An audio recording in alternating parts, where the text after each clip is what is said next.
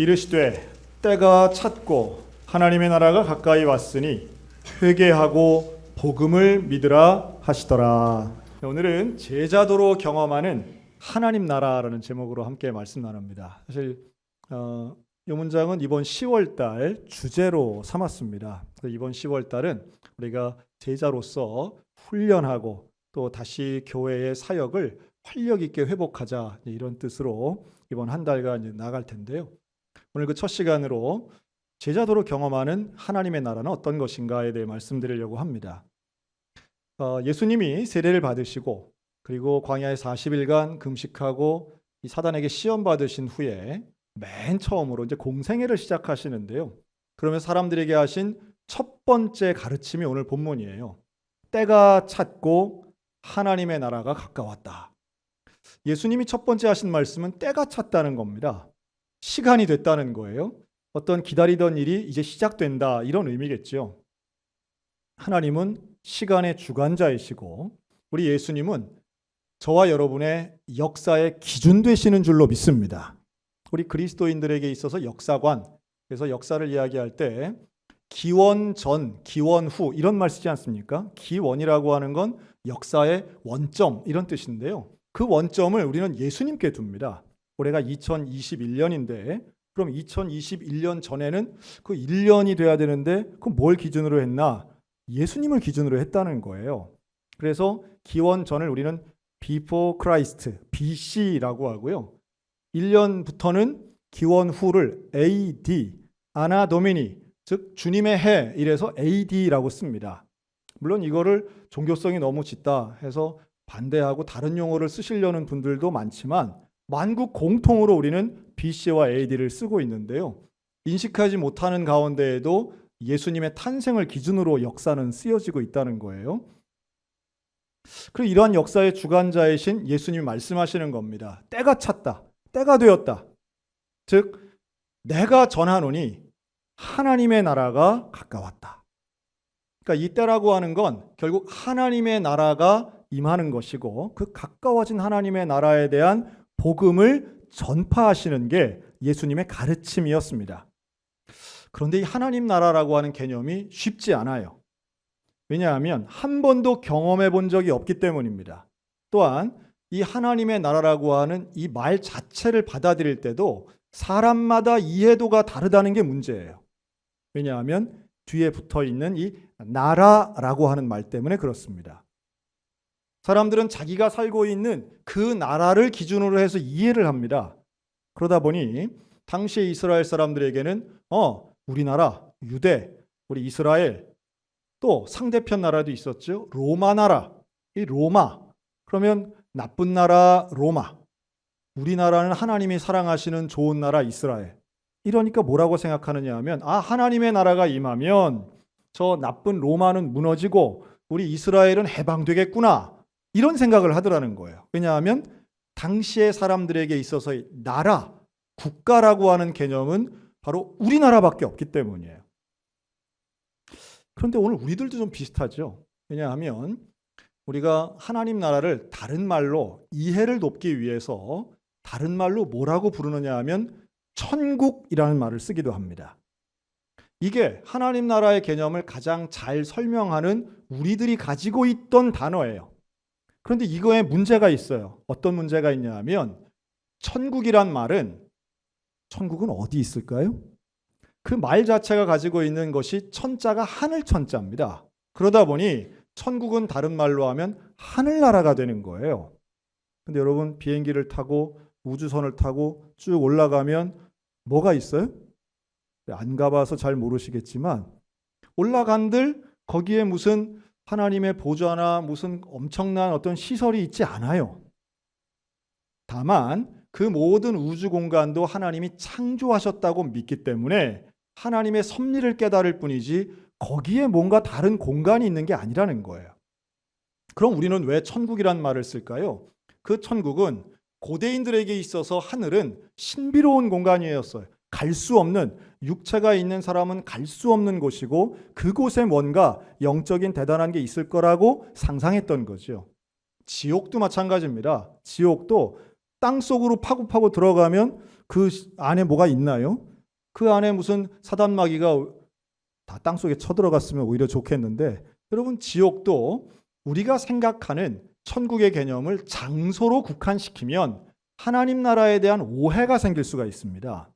하나님 나라는 특정한 공간이나 장소에 제한받는 곳이 아니라고 하는 사실이에요. 하나님의 나라는 가까이 왔다라고 말씀하지 않습니까? 이 말은 우리가 하나님의 나라로 가는 것이 아니라 우리가 살고 있는 이곳에 하나님의 나라가 임한다는 것을 의미합니다. 그리고 그 임하는 하나님의 나라가 가까워 왔고 이제 이미 시작되었고, 아직 완성되지 않았지만 이미 시작된 하나님의 나라를 선포하신 것이 예수님이었다는 거예요. 여러분, 하나님 나라와 우리가 살고 있는 이 땅의 나라는 전혀 다르다고 한 사실을 깨달았으면 좋겠습니다. 우리는 이 세속의 나라, 사회적인 나라, 우리가 제국이라고도 부르고 무슨 지금은 전 세계 몇 개 나라가 있는지도 알 만큼 글로벌한 세상이 되었지만, 우리가 이 갖고 있는 사고의 한계를 깨트려야만 하나님 나라에 대한 이해가 생길 수 있습니다. 제가 이 제국 이야기를 좀 하면서 페르시아 제국이라든가 몽골 제국이라든가 외국에는 거대한 제국들이 있잖아요. 아름다운 문명을 가졌던. 근데 우리나라에도 언제가 과연 우리나라가 전 세계적으로 가장 뛰어난 어떤 문명을 가졌던 때였을까 하고 생각할 때에 다양한 시대가 있지만 저는 631년을 이야기하고 싶습니다. AD 631년, 이때에 이 한반도에는 최초의 여왕이 탄생했습니다. 그녀의 이름은 선덕 여왕입니다. 그 선덕 여왕은 어느 나라 여왕이었을까요? 신라의 여왕이었습니다. 이 신라의 수도는 서라벌인데요. 그 서라벌은 지금의 경주입니다.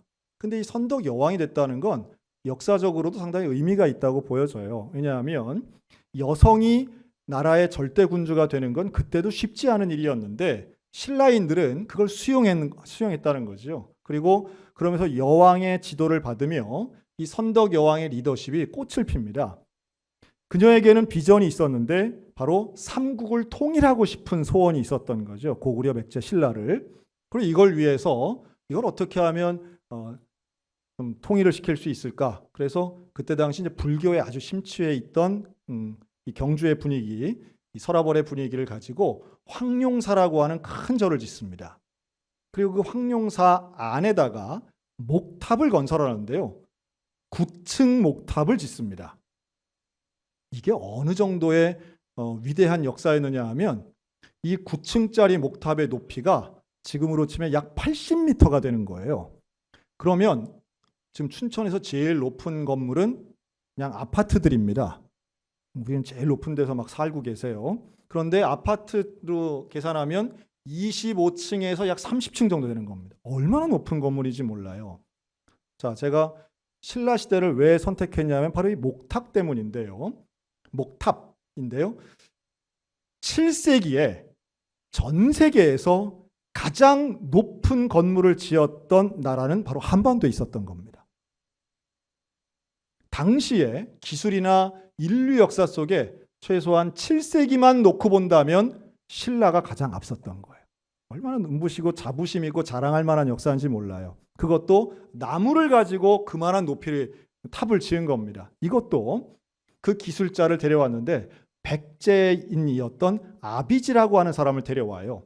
그러니까 정복해야 될 적군인데 그 능력을 보고 그 사람을 데려온 겁니다. 그리고 아비지가 2년 만에 그 9층 목탑을 짓습니다. 그랬더니요, 2층짜리 건물도 하나도 없는 그 서라벌에 9층짜리 초고층 빌딩이 들어선 거예요. 그리고 그 탑 1층 1층마다 무너뜨려야 할 나라들 이름을 씁니다. 백제도 쓰고요, 거란도 쓰고 말갈도 쓰고, 이래서 앞으로 우리가 공격해서 멸망시킬 나라들 이름을 거기다 쓰고 그 탑을 세운 거예요. 그랬더니 온 백성이 어디를 가도 그게 보이는 거예요. 황룡사 9층 목탑이. 후대의 역사가들은 이 선덕 여왕이 물론 종교적인 의미도 있지만 백성들의 마음에 비전을 줬다, 이렇게 해석합니다. 김춘추나 김유신이나 누구나 보면 자고 일어나면 그게 보이는 거예요. 모든 우리의 목표는 오직 하나, 통일이다. 우리는 오직 하나, 저 적군들을 이겨야 된다. 이래서 그 목탑을 세운 지 20년 만에 666년 백제, 668년 고구려 다 통합해서 한반도의 최초의 통일제국, 통일신라시대가 시작이 됩니다. 참 이 모든 것이 여왕 선덕으로부터 시작됐다는 건 참 신비로운 일이죠.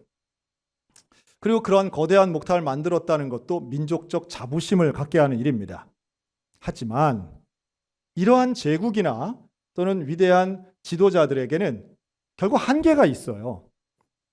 이 나라에는 수없이 많은, 이 지구상에는 수없이 많은 위대한 나라들이 있었지만 하나같이 흥과 망, 성과 쇠가 있었다라고 하는 겁니다. 마찬가지로 선덕여왕은 목탑을 세우긴 했지만 그 완공을 보자마자 죽습니다. 그리고 삼국이 통일되는 걸 보지도 못해요.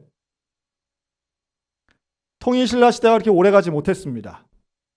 그 유명한 황룡사 9층 목탑은 그 이후로 600년 동안 지역의 유명한 아주 거룩하고 신비로운 물건으로 여겨졌지만 1238년 고려시대 때 몽골군이 침입해서 그걸 깡그리 부시고 불태워버립니다. 그 지금은요, 경주에 가면 황룡사도 목탑도 흔적도 없습니다.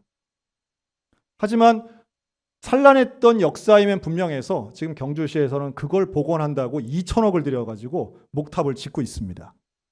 춘천에는 레고랜드, 경주에는 황룡사 9층 목탑. 물론 자랑할 만한 역사임엔 분명하지만 그 어떤 제국도 인간이 만든 나라는 온전하지 못하다는 취지에서 소개해 드린 거예요.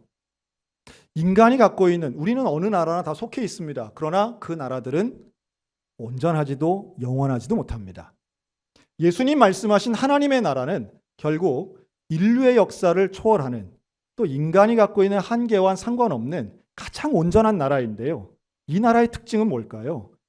장소에 구애받지 않고 역사를 초월하시는 하나님의 나라의 특징은 오직 하나, 하나님의 통치가 있는 나라가 하나님 나라인 줄로 믿습니다. 하나님의 통치, 하나님의 다스림. 이 나라를 위해서 예수님이 제자들에게 한마디를 하시는데 한번 따라할까요? 회개하고 복음을 믿으라. 회개하고 복음을 믿는 것만이 이 하나님 나라의 백성이 되는 거예요. 잘 만들어 놓은 새로운 나라에 이민 가는 게 아니에요.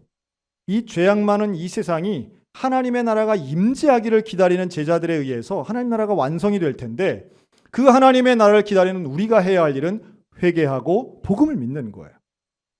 여러분, 회개는 뭡니까? 회개는 죄악에서 돌이키는 겁니다.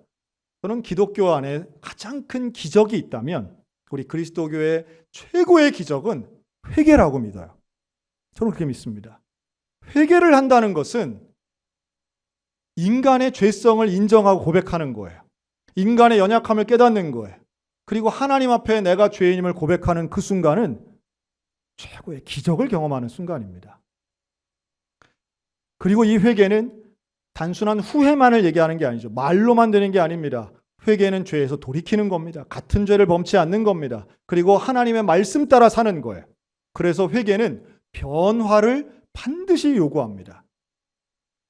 회개하는 백성은 결국 믿음이 있는 삶을 사는 것이고, 그 믿음이 있는 삶은 변화하는 삶입니다.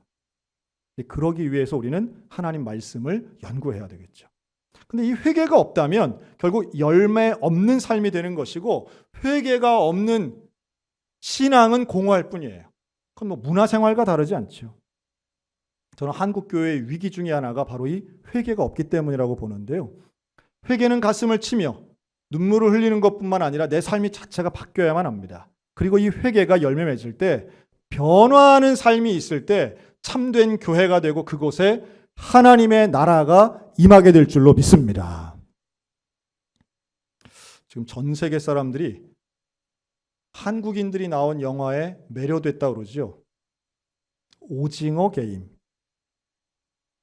그런데 여기에는 이 오징어 게임을 볼 수 있는 사람과 보지 못하는 분들로 나눌 수 있다고 봅니다. 왜냐하면 오징어 게임은 영화라고 하는데 극장에서 안 하고요. 영화라고 하는데 드라마라고 하고, 텔레비전으로도 안 되는데 애들은 스마트폰으로도 본답니다. 전 세계에서 수억 명이 봤다는데 나는 이름도 들어보질 못했어요. 뭐 이런 분들 계실 거예요. 최근에도 지난주에도 우리 지방의 목사님 한 분이 저한테 그러더라고요. 목사님, 넷플릭스가 뭐예요? 그러더라고요. 놀라운 건 그 목사님이 저보다 한참 후배라는 거예요. 그래서 목사님 너무 성경과 기도에만 매진하다 보니 세상을 너무 모르시네요. 그리고 제가 친절하게 설명을 해드렸습니다. 이제 OTT라고 그러죠. 다양한 매체들이 있어서 지금은 아마 저도 넷플릭스 아이디 없습니다. 넷플릭스 뭐 가입도 안 했는데 아마 지금 많은 분들이 그것 때문에 오징어 게임 때문에 가입하시고 보시는 분들도 많으리라 생각이 듭니다. 물론 뭐 그건 아주 순수 오락 영화고 아주 잔혹한 영화입니다. 미성년자들 볼 수도 없고요.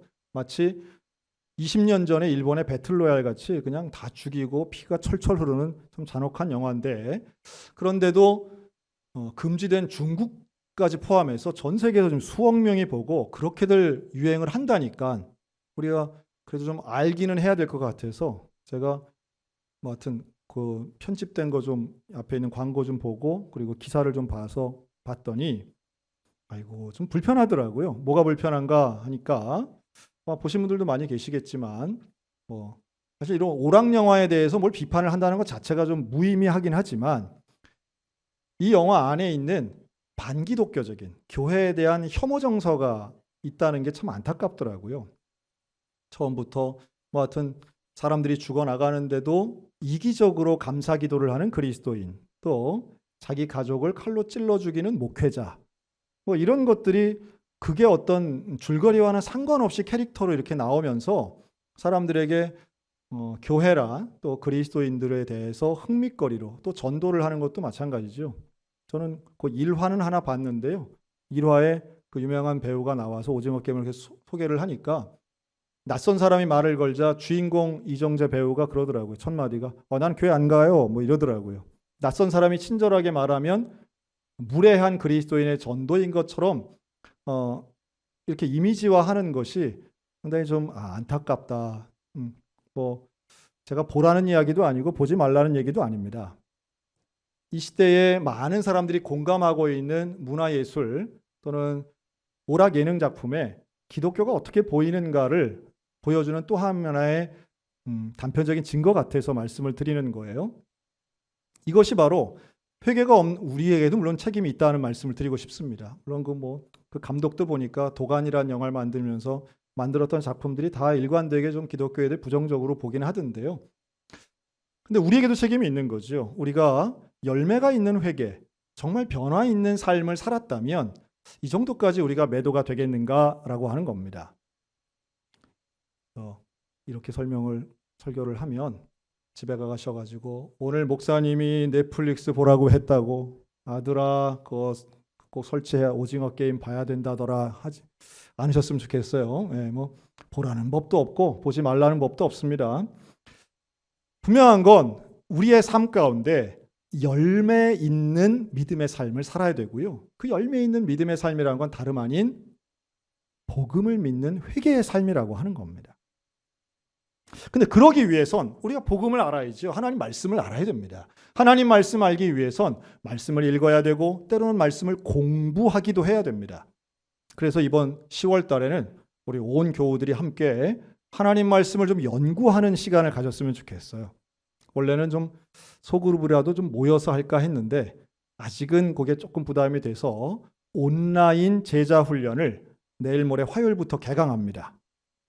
그래서 강좌는 일단 작년 또 올해 상반기처럼 이렇게 우리 목사님들 전사님들이 준비한 영상 강좌로 3강의를 6주간에 걸쳐서 총 18개 강좌가 이제 있는데요. 여러분 관심을 가져주세요. 성경 통독도 있고 또 성경에 나오는 우상에 대한 연구도 있고 요한복음과 구원론에 대한 연구도 있습니다. 깊이도 있고요. 또 이 제자 훈련을 준비하면서 제가 볼 땐 가장 좀 은혜 받는 분들은 우리 목사님들인 것 같아요. 목사님들이 연구하고 공부하고 거기다 영상 찍고 편집하고 그러면 같은 내용을 몇 번을 반복해야 되는지 몰라요. 지금 뭐 영상물들이 워낙 많으니까 사실은 유튜브에도 너무 많고 하지만 우리 교회의 목회자들이 만든 이 동영상 제자 훈련에 여러분 관심 갖고 참여해 주셨으면 좋겠습니다. 밴드와 유튜브 기반으로 제공될 텐데요. 보시면서 함께 하나님 말씀에 대해 관심을 갖고 또 지금 성경 필사도 하고 있죠. 벌써 마감이 다음 주일까지 마감입니다. 안 쓰신 분들은 하여튼 뭐 하루 날 잡고 쓰면 다 쓰실 만큼의 분량이니까 쓰시되 가능하면 가족들이 좀 참여하셨으면 좋겠어요. 어린 자녀가 뭐 손자 손녀에게 한 장 혹은 뭐 몇 절 이렇게 맡겨서 함께 쓰시고 겉장에다가는 가족들 한 글자라도 쓴 가족들 이름을 같이 써내 주시면 우리가 필사성경 제본할 때 그 이름을 같이 넣도록 하겠습니다. 노력을 하는 거죠. 하나님의 말씀을 알기 위해 쓰는 거예요. 복음에 대해 알려고 노력하는 거예요. 성경을 읽고 성경을 쓰고 성경을 공부하고 이렇게 훈련하고 애쓰는 모든 과정이 하나님 나라의 제자가 되기 위한 거예요.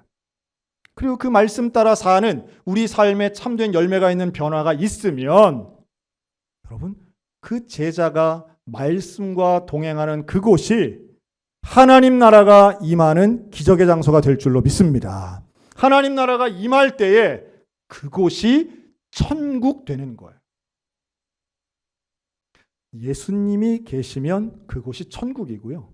예수님이 없으면 그곳이 지옥 되는 겁니다. 우리 인생에 가정이 천국 되시기를 주의 이름으로 축원합니다. 예수님의 말씀, 예수님의 가르침, 하나님의 다스림 이것이 우리 가정에 있다면 그곳이 천국이 되는 거고요. 아무리 좋은 집에 아무리 돈이 많고 아무리 화려하게 살아도 예수님이 안 계시면 그곳은 지옥이 되는 거예요. 여러분 이걸 우리가 믿어야 됩니다. 이걸 우리가 깨달아야 돼요. 제자는 그 하나님의 말씀의 원리를 깨닫고 실천합니다. 그리고 하나님의 나라를 갈망합니다. 그래서 우리가 믿는 하나님의 나라는 시간적으로는 지금이고 장소적으로는 여기가 되는 거예요. 지금 여기가 중요합니다. 여기에서 바로 천국과의 약간 다른 점이 나와요. 내세관적인 천국은 나중에 죽어서 가는 곳이잖아요. 나중에. 그리고 천국은 저기에 어딘가 하늘 꼭대기에 어딘가 모르지만 멀리에 하늘나라 천국 개념이라면 죽어서 가는 멀리 있는 곳이고 하나님 나라는 바로 지금 여기에 임한다라고 하는 차이가 있습니다. 그러면 이런 논리가 사라지게 되죠. 어떤 논리냐면 우리가 왜 그런 말 하잖아요. 좀 평생토록 내 맘대로 살다가 마지막 죽기 전에 예수님 믿습니다 하면 천국 홀랑 가겠지. 여러분 이런 말을 농담처럼 하시는 분들이 있습니다. 그러나 그건 제자의 모습이 결코 아닙니다.